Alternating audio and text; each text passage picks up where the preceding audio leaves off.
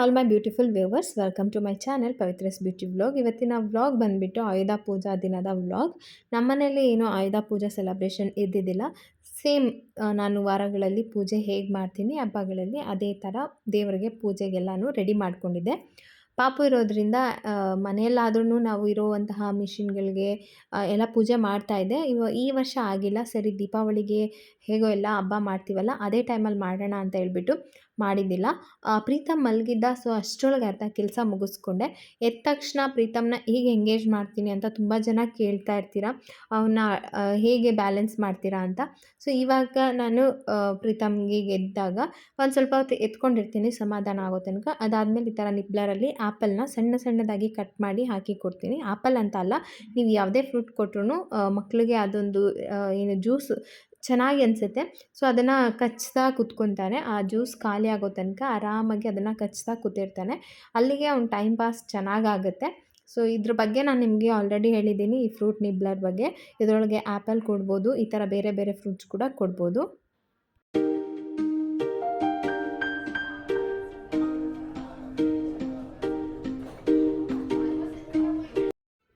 ಅಷ್ಟರೊಳಗೆ ನಾನು ದೇವ್ರಿಗೆ ಪೂಜೆಗೆ ಅಂತ ಎಲ್ಲ ರೆಡಿ ಮಾಡಿಟ್ಟಿದ್ದೆ.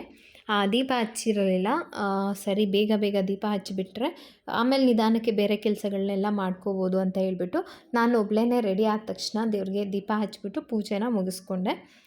ಪೂಜೆ ಎಲ್ಲ ಮಾಡಿದ್ರೆ ನೆಕ್ಸ್ಟ್ ಕೆಲಸ ಮಾಡೋದಕ್ಕೆ ಈಸಿ ಆಗುತ್ತೆ. ಮೇನ್ ಬಂದುಬಿಟ್ಟು ಪೂಜೆ ಮಾಡೋದೇ ಇರುತ್ತಲ್ವ. ಮನೆಯೆಲ್ಲ ನಾನು ಬೆಳಗ್ಗೆ ಪ್ರೀತಮ್ ಮಲಗಿದಾಗಲೇ ಮನೆಯೆಲ್ಲ ಕ್ಲೀನ್ ಮಾಡಿ ರಂಗೋಲಿ ಎಲ್ಲ ಹಾಕಿ ಆಲ್ಮೋಸ್ಟ್ ಎಲ್ಲ ಕೆಲಸ ಆಗಿತ್ತು. ನೆಕ್ಸ್ಟ್ ಇನ್ನೊಂದು ಟೈಮ್ ಮಲಗೋಷ್ಟರಲ್ಲಿ ದೇವ್ರ ಪೂಜೆ ಮಾಡಿಬಿಡೋಣ ಅಂತ ಹೇಳ್ಬಿಟ್ಟು ದೇವ್ರ ಪೂಜೆ ಕೂಡ ಆಯಿತು. ಸಿಂಪಲ್ ಆಯುಧ ಪೂಜಾ ವ್ಲಾಗ್. ಇವತ್ತಿನ ವ್ಲಾಗ್ ಕೂಡ ಅಷ್ಟೇ ಪುಟಾಣಿಯಾಗಿ ಚಿಕ್ಕದಾಗಿ ಮಾಡಿದ್ದೀನಿ. ನಿಮ್ಗೆ ಹೇಗೆ ಅನಿಸ್ತು ಅಂತ ಹೇಳ್ಬಿಟ್ಟು ನನಗೆ ಕಮೆಂಟಲ್ಲಿ ಹೇಳಿ.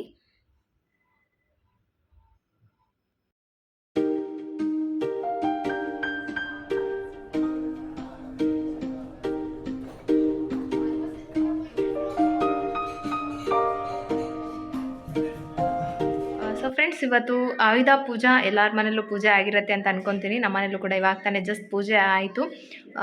ಬೇಗ ಪೂಜೆ ಮಾಡಿಬಿಟ್ಟೆ, ಬೇರೆ ಯಾರನ್ನೂ ವೆಯ್ಟ್ ಮಾಡೋಕ್ಕೆ ಹೋಗಲಿಲ್ಲ. ಇವತ್ತು ಪ್ರೀತಮಿಂದ ಸ್ವಲ್ಪ ಡಿಸ್ಟರ್ಬ್ ಆಗ್ತಾ ಇರುತ್ತಲ್ವ. ಸೊ ಹಾಗಾಗಿ ಫಸ್ಟ್ ಪೂಜೆ ಆದರೆ ಸಾಕು ಅಂತ ಹೇಳ್ಬಿಟ್ಟು ಬೇಗ ಪೂಜೆ ಎಲ್ಲ ಮುಗಿಸ್ಕೊಂಡೆ. ಆ್ಯಕ್ಚುಲಿ ಪ್ರೀತಮ್ ರೆಡಿನೇ ಆಗಿಲ್ಲ. ತುಂಬ ಜನ ಕೇಳ್ತಾ ಇರ್ತೀರಾ, ಹೇಗೆ ಪ್ರೀತಮ್ ಮಲ್ಗೋದು ಟೈಮಲ್ಲಿ ಕೆಲಸ ಹೇಗೆ, ಯೂಟ್ಯೂಬ್ ಹೇಗೆ ಅಂತ. ನನಗೆ ನಮ್ಮ ಅಮ್ಮ ಹೇಳಿದ್ದು, ಮಗು ಏನು ಮಾಡುತ್ತೆ ಅಂತಂದರೆ, ಈಗ ಸದ್ಯಕ್ಕೆ ನನಗೆ ಆಗ ಅನಿಸಿದ್ದು, ಮಕ್ಳೇನು ಮಾಡ್ತಾರೆ ಅಂತಂದರೆ ಒಂದೊಂದು 5-5 ನಿಮಿಷಕ್ಕೂ ಮಲಗಿಸಿ ಎಬ್ಬಿಸಿದಾಗ ಅವ್ರಿಗೆ ಕೋಳಿ ನಿದ್ದೆ ಥರ ಆಗಿಬಿಡುತ್ತೆ. ತುಂಬ ಜನ ಅದನ್ನೇ ಹೇಳೋದು, ಕೋಳಿ ನಿದ್ದೆ ಮಾಡ್ತಾರೆ ಮಕ್ಕಳು, ಹಿಂಗೆ ಮಲಗಿರ್ತಾನೆ, ಹಿಂಗೆ ಬಂದೇನೋ ಕೆಲಸ ಶುರು ಮಾಡೋಷ್ಟರಲ್ಲಿ ಎದ್ಬಿಡೋದು ಅಂತ.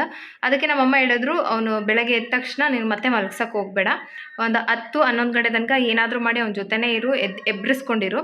ಸಣ್ಣ ಪುಟ್ಟ ಕೆಲಸ ಮಾಡೋಕ್ಕೆ ಬಿಟ್ಟರೆ ಮಾಡ್ಕೊ, ಇಲ್ಲ ಅಂತಂದರೆ ಅವನು ಹಠ ಮಾಡ್ತಾನೆ ಅಂದರೆ ಅವ್ನ ಜೊತೆನೇ ಇರು, ಏನೂ ಮಾಡೋಕ್ಕಾಗಲ್ಲ. ಯಾರೋ ಪೂಜೆ ಮಾಡ್ತಾಯಿದ್ದಾರೆ, ಏನೂ ಮಾಡೋದಕ್ಕಾಗಲ್ಲ. ಅವನು 11 ಗಂಟೆಗೆ ಒಮ್ಮೆ ಟಿಫನ್ ಕೊಟ್ಬಿಡ್ತೀನಿ, 10:15ಗೆ ಕೊಡ್ತೀನಿ, 10 ಗಂಟೆ ಮೇಲೆ ಕೊಟ್ಬಿಡ್ತೀನಿ. ಸೊ ಅದಾದಮೇಲೆ ಸ್ವಲ್ಪ ಹೊತ್ತು ಎದ್ದಿರ್ತಾನೆ. ಎದ್ದಿದ್ಮೇಲೆ ಒಂದು 11-11:15ಗೆ ಮಲಗಿದ್ರೆ ನನಗೆ 1-1.5 ಗಂಟೆ ಟೈಮ್ ಸಿಗುತ್ತೆ. ಅವ್ನು ಮಲಗಿರ್ತಾನೆ, ಚೆನ್ನಾಗಿ ಮಲಗಿಬಿಟ್ಟು, ತುಂಬ ನಿದ್ದೆ ಇದಾಗಿರುತ್ತಲ್ವ. ಸೊ ಮಲಗಿಬಿಟ್ರೆ ಮತ್ತೆ ಎದ್ದೇಳೋದೆ 1 ಗಂಟೆ 2 ಗಂಟೆ ಆ ಥರ, 1 ಗಂಟೆ 1:30. ಸೊ 1:30 ಮೇಲೆ ಎದ್ದಾಗ ನಾನೇನು ಮಾಡ್ತೀನಿ ಅಂತಂದರೆ ಎಬ್ಬಿಸ್ಕೊಂಡೇ ಇರ್ತೀನಿ. ಇವಾಗ ನೋಡಿ ಚೆನ್ನಾಗಿ ನಿದ್ದೆ ಮುಗಿಸಿ ಎದ್ದಿದ್ದಾನಲ್ವ,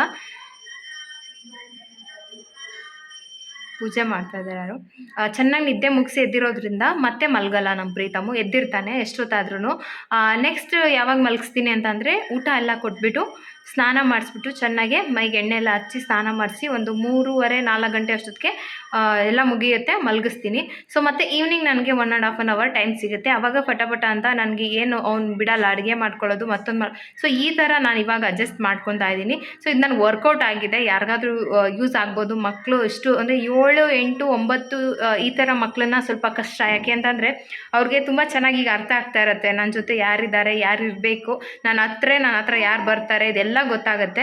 ಸೊ ಇವಾಗ ನಾನು ಆಗಲೇ ತೋರಿಸ್ದಂಗೆ ನಿಬ್ಲರಲ್ಲಿ ಆ್ಯಪಲ್ ಹಾಕಿ ಕೊಟ್ಟೆ. ಸೊ ಪ್ರೀತಮ್ಗೆ ಅದು ರಸ ಖಾಲಿ ಆಗೋ ತನಕ ಅವ್ನ ಟೈಮ್ ಪಾಸ್ ಅದರಲ್ಲೇ ಆಗಿಬಿಡುತ್ತೆ. ಸೊ ಅಷ್ಟರಲ್ಲಿ ಪೂಜೆ ಮುಗಿಸ್ಕೊಂಡೆ. ಇವಾಗ ನಾನು ಕುಕ್ಕಿಂಗ್ ಟೈಮು, ಕುಕ್ಕಿಂಗ್ ಮಾಡಬೇಕು, ಬಟ್ ಸ್ವಲ್ಪ ಲೇಟ್ ಆಗುತ್ತೆ. ಇವಾಗ ಪ್ರೀತಮ್ ಮಲಗೋವರೆಗೂ ಏನೂ ಮಾಡೋಕ್ಕಾಗಲ್ಲ. ಬಟ್ ಅವ್ನು ಎದ್ದಿದ್ದಾಗಲೇ ಬಿಟ್ಟರೆ ಪ್ರಗತಿ ಇರೋದ್ರಿಂದ ಬಿಟ್ಟರೆ ನಾನು ಸಣ್ಣ ಸಣ್ಣ ಕೆಲಸಗಳನ್ನ ಮಾಡ್ಕೋತೀನಿ. ಒಂದು ತರಕಾರಿ ಕಟ್ ಮಾಡ್ಕೊಳ್ಳೋದು, ಅವನ್ನ ಹತ್ರ ಎತ್ಕೊಳ್ಳೋದು, ಕೆಲವೊಂದು ಸರಿ ಬಿಡೋದಿಲ್ಲ, ಅವಾಗೇನಾದರೂ ಅಡ್ಜಸ್ಟ್ ಮಾಡ್ಕೋಬೇಕು. ಬೆಳಗ್ಗೆ ಟಿಫನ್ನು ಮಾಡ್ಕೊಂಡಿದ್ದೀನಿ. ಸೊ ಈ ಥರ ಮಕ್ಕಳನ್ನ ಸಣ್ಣ ನಿದ್ದೆ ಮಾಡೋದಕ್ಕೆ ಬಿಡಬೇಡಿ. ಸ್ವಲ್ಪ ಗ್ಯಾಪ್ವರೆಗೂ ಎದ್ದೇಳಿಸ್ಕೊಂಡೇ ಇರಿ, ಏನೂ ಮಾಡೋಕ್ಕಾಗಲ್ಲ. ಆ ಟೈಮಲ್ಲಿ ನಾವು ಇರಬೇಕು ಅಂದರೆ ಇರಬೇಕಾಗತ್ತೆ. ಸೊ ಆ ಥರ ಇದ್ಬಿಟ್ಟು ಅವ್ನಿಗೆ ಫೈನಲಿ ಒಂದು ಲಾಂಗ್ ಸ್ಲೀಪ್ ಹೋಗೋ ಥರ ಮಾಡಿ. ಡೇಲಿ 2 ಟೈಮ್ ಮಲಗೋದು ನಮ್ಮ ಪ್ರೀತಮು. ನೈಟಲ್ಲಿ ಮತ್ತೆ ಮಲಗಿದ್ರೆ ಫುಲ್ ನೈಟ್ ಮಲಗ್ತಾನೆ. ಸೊ ಅದು ನನಗೆ ಬೆಟರ್. ನೈಟಲ್ಲಿ ಡಿಸ್ಟರ್ಬ್ ಆಗಿದ್ದರೆ ನಾನು ಏನೂ ಮಾಡೋಕ್ಕಾಗ್ತಾ ಇರಲಿಲ್ಲ. ನೈಟಲ್ಲಿ ನನಗೆ ಡಿಸ್ಟರ್ಬೆನ್ಸ್ ಇರೋದಿಲ್ಲ, ಮಲಗಿಬಿಡ್ತೀನಿ. ಸೊ ಹಾಗಾಗಿ ಬೆಳಗ್ಗೆ ಎದ್ದು ನಾನು ಕೆಲಸ ಮಾಡೋದಕ್ಕೆ ನನಗೆ ಯಾವತ್ತೂ ಟಯರ್ಡ್ ಅನಿಸಿಲ್ಲ. ಹಾಗೆ ಕೆಲಸ ಮಾಡ್ಕೊತಾ ಹೋಗ್ತಾ ಇದ್ದೀನಿ. ಸೊ ಇದು ಹೇಳಬೇಕು ಅನ್ನಿಸ್ತು. ನಮ್ಮಮ್ಮ ನಾವು 3 ಮಕ್ಕಳನ್ನೆಲ್ಲ ಸಾಕಿದ್ದೀವಿ, ಮತ್ತು ಹೆಂಗೆ ಕಷ್ಟ ಆಗಬೇಕಾಗಿತ್ತಲ್ವ ಅಂತ ಹೇಳ್ತಾಯಿದ್ರು. ಈ ಥರ ಮಾಡು ನೋಡು ಅಂತ. ನಾನು ಮಾಡಿದ್ಮೇಲೆ ನಂಗೆ ನಿಜವಾಗ್ಲೂ ಟೈಮ್ ಸಿಗ್ತಾಯಿದೆ. ಸ್ವಲ್ಪ ಏನಾದರೂ ಕೆಲಸಗಳಿಗೆ ಟ್ರೈ ಮಾಡೋರು ಯಾರಾದರೂ ಇದ್ದರೆ ಈ ಥರ ಒಮ್ಮೆ ಟ್ರೈ ಮಾಡಿ. ಸುಮ್ಮನೆ ಹಾಗೆ ನಿಮ್ಮ ಜೊತೆ ಶೇರ್ ಮಾಡಿಕೊಂಡೆ. ಎಲ್ಲರಿಗೂ ಕೂಡ ದಸರಾ ಹಬ್ಬದ ಶುಭಾಶಯಗಳು. ಅಂದರೆ ಆಯುಧ ಪೂಜೆದು ಇವತ್ತು ನಾವು ಪೂಜೆ ಮಾಡಲ್ಲ, ನಿಮಗೆ ಆಲ್ರೆಡಿ ಹೇಳಿದ್ದೀನಿ. ನಾವು ದೀಪಾವಳಿಗೆ ಮಾಡೋದು. ಜಸ್ಟ್ ಇವತ್ತು ಹಬ್ಬ ಅಂತ ಹೇಳಿ ಮನೇಲಿ ಸಿಂಪಲ್ಲಾಗಿ ವಾರದಲ್ಲಿ ಮಾಡ್ದಂಗೆ ಪೂಜೆ ಮಾಡಿದ್ದೀನಿ. ಇವಾಗ ಅಡುಗೆ ಮಾಡೋ ಕೆಲಸ ಒಂದಿದೆ. ಏನಾದರೂ ಮಾಡೋಣ ಯೋಚನೆ ಮಾಡ್ತಾಯಿದ್ದೀನಿ ಏನು ಮಾಡಬೇಕು ಅಂತ. ಸೊ ಪ್ರೀತಮ್ದಿನೂ ಪಾಪ ಸ್ನಾನಗಿನ ಏನೂ ಆಗಿಲ್ಲ. ಹಬ್ಬದ ದಿನವೂ ಪ್ರೀತಮ್ ಲೇಟ್ ಸ್ನಾನ. ಬಟ್ಟೆ ಮಡ್ಚಿರೋದೆಲ್ಲ ಸ್ವಿಂಗ್ ಚೇರ್ ಮೇಲೆ ಇಟ್ಬಿಟ್ಟಿದ್ದೀನಿ. ಬೇಗ ಪೂಜೆ ಆಗಿಬಿಟ್ರೆ ಆಮೇಲೆ ಏನಾದರೂ ಮಾಡ್ಕೊಳ್ಳೋಣ ಅನಿಸ್ತು. ಸೊ ಹಾಗಾಗಿ ಪೂಜೆ ಒಂದಾಯಿತು. ಸೊ ಖುಷಿ. ನಮ್ಮ ಪ್ರೀತು ನೋಡಿ, ಆಪಲ್ ಇಲ್ಲ ಇದು ಆಪಲಲ್ಲಿ ಆಪಲ್ ಏನು ಮಾಡಿದೆ? ಸೊ ನಿಬ್ಲರ್ ಕೆಳಗಡೆ ಬಿದ್ದೋಗಿರುತ್ತೆ ಒಂದೊಂದ್ಸರಿ. ಅದ್ರಲ್ಲಿ ಆ್ಯಕ್ಚುಲಿ ಆಪಲ್ ರಸ ಎಲ್ಲ ಖಾಲಿಯಾಗಿದೆ, ಆಗಲೇ ನೋಡಿದೆ. ಸೊ ಫ್ರೆಂಡ್ಸ್, ಮತ್ತೆ ನಾನು ಲಂಚ್ ಏನು ಮಾಡ್ತೀನಿ ಅಂತ ಶೇರ್ ಮಾಡ್ತೀನಿ. ಹಾಗೆ ನಾನು ವಿವರ್ಸ್ ಕಮೆಂಟ್ಸಲ್ಲಿ ಕೇಳಿದರು, ಕೆನೆ ಎಲ್ಲ ಸ್ಟೋರ್ ಮಾಡಿರ್ತೀರಲ್ಲ, ಯಾವ ಥರ ಬೆಣ್ಣೆ ತೆಗೆಯೋದು ಅಂತ ಹೇಳ್ಬಿಟ್ಟು. ಸೊ ಆ ಕೆಲಸ ಕೂಡ ಇವತ್ತಿತ್ತು. ಅಂದರೆ ಕೆನೆ ತುಂಬಿತ್ತು ಬಾಕ್ಸಲ್ಲಿ. ಆ ಬಾಕ್ಸ್ ತುಂಬಿದ ತಕ್ಷಣ ನಾನು ಬೆಣ್ಣೆಯನ್ನು ಮಾಡ್ಕೋತೀನಿ. ಸಣ್ಣದಾಗಿ ನಾನು ಈಗ ಅರ್ಧ ಲೀಟ್ರ್ ಆಗಲಿ 1 ಲೀಟ್ರ್ ಆಗಲಿ ನಂದಿನಿ ಆರೆಂಜ್ ಕಲರ್ ತೊಗೋತೀನಿ. ಅದ್ರಲ್ಲಿ ಸ್ವಲ್ಪ ಕೆನೆ ಚೆನ್ನಾಗಿ ಬರುತ್ತೆ. ಚೆನ್ನಾಗಿ ಕಾಯಿಸ್ಬಿಟ್ಟು ಕೆನೆ ಮಾತ್ರನೇ ಬಾಕ್ಸಲ್ಲಿ ಹಾಕಿ ಫ್ರಿಜ್ಜಲ್ಲಿ ಇಡ್ತೀನಿ. ನಿಮಗೆ ಮಜ್ಜಿಗೆ ಬೇಕು ಅಂತಂದರೆ ಎಪ್ಪ ಹಾಕ್ಬೋದು. ಎಪ್ಪ ಹಾಕೋದು ಗೊತ್ತಿರುತ್ತೆ ಎಲ್ಲರಿಗೂ ಸಾಧಾರಣವಾಗಿ. ಮಜ್ಜಿಗೆ ಏನೂ ಬೇಡ ನಮಗೆ ಅಂತ ಅಂದರೆ ಬರೀ ಕೆನೆನೇ ನೀವು ಬೆಣ್ಣೆ ಮಾಡ್ಕೋಬೋದು. ಮಜ್ಜಿಗೆ ಉಳಿಸ್ಕೋತೀವಿ ಅಂತ ಅಂದರೆ ಹೆಪ್ಪು ಹಾಕಬೇಕು. ಮೊಸರು ಹಾಕಿ ಇಟ್ಟರೆ ಅದು ಆಗ್ತಾ ಇರುತ್ತೆ. ಫ್ರಿಜ್ಜಿಂದ ತೆಗೆದುಬಿಟ್ಟು ಈ ಥರ ಒಂದು 2ರಿಂದ 3 ನಿಮಿಷ ಕಾಲ ಒಂದು ಮಿಕ್ಸಿಯಲ್ಲಿ ರುಬ್ಕೊಳ್ಳಿ, ಜ್ಯೂಸರಲ್ಲಿ. ಅಷ್ಟೇ, ಏನೂ ಬೇಡ. ಇದಾದಮೇಲೆ ಒಂದು 2-3 ಗ್ಲಾಸಷ್ಟು ನೀರನ್ನು ಹಾಕಿದ್ರೆ ನಿಮಗೆ ಬೆಣ್ಣೆ ಅದೇನಿದೆ ಸಪ್ರೇಟ್ ಆಗುತ್ತೆ. ಈ ಥರ ಚೆನ್ನಾಗಿ 1 ಗ್ಲಾಸಷ್ಟು ಇಲ್ಲ 2 ಗ್ಲಾಸಷ್ಟು ನೀರು ಹಾಕ್ಬಿಟ್ಟು ಕೈಯಲ್ಲಿ ಈ ಥರ ಮಿಕ್ಸ್ ಮಾಡ್ತಾಯಿದ್ರೆ ಮಂತಲ್ಲಿ ಕಡಿಯೋ ಥರನೇ ಅದು ಆ ಒಂದು ಮಜ್ಜಿಗೆಯಿಂದ ಬೆಣ್ಣೆ ಏನಾಗುತ್ತೆ ಸಪ್ರೇಟ್ ಆಗ್ತಾ ಹೋಗುತ್ತೆ. ಒಂದು 2 ನಿಮಿಷ ನೀವು ಈ ಥರ ಮಾಡ್ತಾಯಿದ್ರೆ ನಿಮಗೆ ಇವಾಗ ಗೊತ್ತಾಗ್ತಾ ಇರುತ್ತೆ ಬೆಣ್ಣೆ ಏನಿದೆ ಅದು ಸಪ್ರೇಟ್ ಆಗುತ್ತೆ. ಸ್ವಲ್ಪ ನಿಮಗೆ ಅವಶ್ಯಕತೆ ಇದೆ ಅಂತಂದರೆ ಸ್ವಲ್ಪ ನೀರು ಹಾಕ್ಕೊಳ್ಳಿ. ಯಾಕೆಂದರೆ ಸ್ವಲ್ಪ ಗಟ್ಟಿ ಇರುತ್ತಲ್ವ, ಆ ಬೆಣ್ಣೆ ಇದಕ್ಕೆ ಹೊಂದ್ಕೊಂಡಿರುತ್ತೆ. 2ರಿಂದ 3 ನಿಮಿಷ ಸಾಕು ಮಿಕ್ಸರಲ್ಲಿ ಹಾಕಬೇಕು. ಇಲ್ಲಾಂದರೆ ಈ ಥರ ಬೆಣ್ಣೆ ಕೈಗೆ ಅಂಟಿಬಿಡುತ್ತೆ. 2 ನಿಮಿಷ ಕರೆಕ್ಟಾಗಿ ನೀವು ಮಿಕ್ಸಿಲಿ ತೆಗೆದ್ರೆ ಅಂಟೋದಲ್ಲ, ಕೈಗೆ ಅಂಟೋದೇ ಇಲ್ಲ ಬೆಣ್ಣೆ. ಇವತ್ತು ನಾನು ಸ್ವಲ್ಪ ಜಾಸ್ತಿನೇ ಮಿಕ್ಸರಲ್ಲಿ ಹಾಕಿದೆ. ಸೊ ಹಾಗಾಗಿ ಬೆಣ್ಣೆ ಕೈಗೆ ಅಂಟ್ತಾ ಇದೆ. ಆ ಥರ ಅಂಟಬಾರ್ದು ಅಂತ ಹೇಳ್ತಾರಮ್ಮ. ಅಂಟಿದಂಗೆ ತೆಗೆದ್ರೇ ಅದು ಒಳ್ಳೆಯ ಬೆಣ್ಣೆ ಬಂತು ಅಂತ ಅರ್ಥ. ಸೊ ಇದು ನಿಮ್ಗೆ ಅರ್ಥ ಆಗಿದೆ ಅಂತ ಅನ್ಕೋತೀನಿ. ಕೇಳಿದ್ರಿ, ಸೊ ಇವತ್ತು ಮಾಡ್ತಾ ಇದ್ನಲ್ಲ ಅಂತ ಆ ಒಂದು ಕ್ಲಿಪ್ ಕೂಡ ನಿಮ್ಮ ಜೊತೆ ಶೇರ್ ಮಾಡಿಕೊಂಡೆ. ಇವಾಗ ನಾನು 1-2 ರೆಸಿಪಿಗಳನ್ನು ಶೇರ್ ಮಾಡ್ತಾಯಿದ್ದೀನಿ. ಹಬ್ಬಕ್ಕೆ ಏನು ಮಾಡಬೇಕು ಅಂತ ಯೋಚನೆ ಮಾಡ್ತಾಯಿದ್ದೆ. ನಮ್ಮ ಮನೆಯಲ್ಲಿ ಒಂದೇ ಒಂದು ದೊಡ್ಡ ಕ್ಯಾಬೇಜ್ ಇತ್ತು. ಸರಿ, ಆ ಕ್ಯಾಬೇಜಲ್ಲಿ ಏನಾದರೂ ಚೆನ್ನಾಗಿ ಮಾಡೋಣ ಅಂತ ಹೇಳ್ಬಿಟ್ಟು ಕ್ಯಾಬೇಜ್ ರೈಸ್ ಮಾಡ್ತಾಯಿದ್ದೀನಿ. ಅದಕ್ಕೆ ಎಣ್ಣೆಗೆ ಸ್ವಲ್ಪ ಹಸಿರುಮೆಣ್ಸಿನ್ಕಾಯಿನ ಎಣ್ಣೆಗೆ ಹಾಕ್ಕೊಳ್ಳಿ ಡೈರೆಕ್ಟಾಗಿ. ಖಾರ ಕಡಿಮೆ ಆಗುತ್ತೆ, ಫ್ಲೇವರ್ ಚೆನ್ನಾಗಿ ಬರುತ್ತೆ. ಅದಕ್ಕೆ 1-2 ಈರುಳ್ಳಿನ ಹಾಕ್ಕೊಂಡಿದ್ದೀನಿ. ಹಾಗೆ ಶುಂಠಿ ಬೆಳ್ಳುಳ್ಳಿ ಪೇಸ್ಟ್. ಫ್ರೈಡ್ ರೈಸನ್ನು ಮೀರಿಸುತ್ತೆ ಈ ರೈಸ್ ಅಂತ ಹೇಳ್ಬೋದು. ಅಷ್ಟು ಟೇಸ್ಟಿಯಾಗಿರುತ್ತೆ. ಟ್ರೈ ಮಾಡಿ ನನಗೆ ಕಮೆಂಟಲ್ಲಿ ಹೇಳೋದನ್ನು ಮರಿಬೇಡಿ. ಶುಂಠಿ ಬೆಳ್ಳುಳ್ಳಿ ಪೇಸ್ಟನ್ನು ಹಾಕಿಬಿಟ್ಟು ಆಯಿಲಲ್ಲಿ ರಾಸ್ ಮೇಲೆ ಹೋಗೋ ತನಕ ಫ್ರೈ ಮಾಡಿಕೊಂಡ್ರೆ ಇವಾಗ ಕ್ಯಾಬೇಜು ಸಣ್ಣದಾಗಿ ಕಟ್ ಮಾಡಿಟ್ಟಿದ್ದಂಥ ಕ್ಯಾಬೇಜನ್ನು 3 ಪೋರ್ಷನ್ ಮಾಡಿದೆ. ಒಂದು ಫ್ರೈಡ್ ರೈಸ್ಗೆ, ಕ್ಯಾಬೇಜ್ ರೈಸ್ಗೆ, ಒಂದು ಕ್ಯಾಬೇಜ್ ಪಲ್ಯಕ್ಕೆ, ಒಂದು ಬೋಂಡಕ್ಕೆ. ಇಲ್ಲಿ ನಾನು ಜೀರಿಗೆ ಪುಡಿನ ಹಾಕ್ಕೊತಾ ಇದ್ದೀನಿ, ಕುಮಿನ್ ಪೌಡರ್. ಅದನ್ನು 1 ಸ್ಪೂನಷ್ಟು ಹಾಕಿ ಚೆನ್ನಾಗಿ ಮಿಕ್ಸ್ ಮಾಡಿಬಿಟ್ಟು ಉಪ್ಪನ್ನು ಹಾಕ್ಕೊಳ್ಳಿ. ಇವಾಗಲೇ ಉಪ್ಪು ಕೂಡ ಹಾಕಿಬಿಟ್ಟು ನಾನು ಬಟಾಣಿ ಕೂಡ ಬಾಯ್ಲ್ ಮಾಡಿಟ್ಟಿದ್ದೀನಿ. ನಿಮಗೆ ಬಟಾಣಿ ಹಾಕಿದ್ರೆ ತುಂಬ ಚೆನ್ನಾಗಿರುತ್ತೆ ಆ್ಯಕ್ಚುಲಿ ಇದಕ್ಕೆ. ಬಟಾಣಿ ಹಾಕ್ಬಿಟ್ಟು ಬೇಕಂದರೆ ಸ್ವಲ್ಪ ಕ್ಯಾರೆಟು ಕೂಡ ಹಾಕ್ಕೋಬೋದು ಸಣ್ಣ ಸಣ್ಣದಾಗಿ ಕಟ್ ಮಾಡಿ. ಆದರೆ ಇದು ಕ್ಯಾಬೇಜ್ ರೈಸ್ ಅಲ್ವಾ, ಹಾಗಾಗಿ ನಾನು ಬೇರೆ ಏನು ತರಕಾರಿ ಹಾಕಿಲ್ಲ. ಇದನ್ನು ಲಿಡ್ ಕ್ಲೋಸ್ ಮಾಡಿಬಿಟ್ಟು ಕ್ಯಾಬೇಜು ಮತ್ತು ಬಟಾಣಿ ಒಂದು ಸ್ವಲ್ಪ ಬಾಯ್ಲ್ ಆಗೋ ತನಕ ಬಿಟ್ಬಿಟ್ಟು ಮತ್ತು ಅದಕ್ಕೆ ರೆಡಿ ಮಾಡಿಟ್ಟಿದ್ದಂಥ ಅನ್ನ ಅಂದರೆ ಆಲ್ರೆಡಿ ಅನ್ನ ಬೇಯಿಸಿಟ್ಕೊಂಡಿದ್ದೆ, ಆ ಅನ್ನನ ಇದರಲ್ಲಿ ಹಾಕಿ ಮಿಕ್ಸ್ ಮಾಡ್ಕೊಳ್ಳೋದು. ಮಿಕ್ಸ್ ಮಾಡೋಕ್ಕೂ ಮುಂಚೆಗೆ ಒಂದೇ ಒಂದು ಸ್ಪೂನಷ್ಟು, ಒಂದು ಅರ್ಧ ಸ್ಪೂನ್ ಪೆಪ್ಪರ್ ಪೌಡರ್ ಹಾಕ್ಕೊಂಡ್ರೆ ಚೆನ್ನಾಗಿರುತ್ತೆ. ಸೋಯಾ ಸಾಸ್ ಕೂಡ ಹಾಕ್ಕೋಬೋದು, ಬಟ್ ನಾನು ಸೋಯಾ ಸಾಸ್ ಹಾಕಿಲ್ಲ, ಬರೀ ಪೆಪ್ಪರ್ ಪೌಡರ್ ಹಾಕಿಬಿಟ್ಟು ಚೆನ್ನಾಗಿ ಮಿಕ್ಸ್ ಮಾಡ್ಕೊತಾ ಇದ್ದೀನಿ. ಇಲ್ಲಿಗೆ ಟೇಸ್ಟಿ ಕ್ಯಾಬೇಜ್ ರೈಸ್ ರೆಡಿ ಆಯಿತು. ಕ್ಯಾಬೇಜ್ ಫ್ರೈಡ್ ರೈಸ್ ಅಂತಲೇ ಹೇಳ್ಬೋದು. ಫ್ರೈಡ್ ರೈಸ್ ಅಂದರೆ ಸೋಯಾ ಸಾಸ್ ಎಲ್ಲ ಹಾಕಬೇಕು, ಹಾಕಿಲ್ವಲ್ಲ, ಸೊ ಹಾಗಾಗಿ ಕ್ಯಾಬೇಜ್ ರೈಸ್. ಸೋಯಾ ಎಲ್ಲ ಹಾಕಿದ್ರೆ ಕ್ಯಾಬೇಜ್ ಫ್ರೈಡ್ ರೈಸ್ ಆಗುತ್ತೆ. ಎಷ್ಟು ಉದ್ರುದ್ರಾಗಿ ಅನ್ನ ತುಂಬ ಚೆನ್ನಾಗಾಗಿತ್ತು. ಸೊ ಫ್ರೈಡ್ ರೈಸ್ಗಿಂತ ತುಂಬ ಚೆನ್ನಾಗಿದೆ ಅಂತ ಹೇಳಿದ್ರು ಮನೆಯಲ್ಲಿ, ನೀವು ಟ್ರೈ ಮಾಡಿ.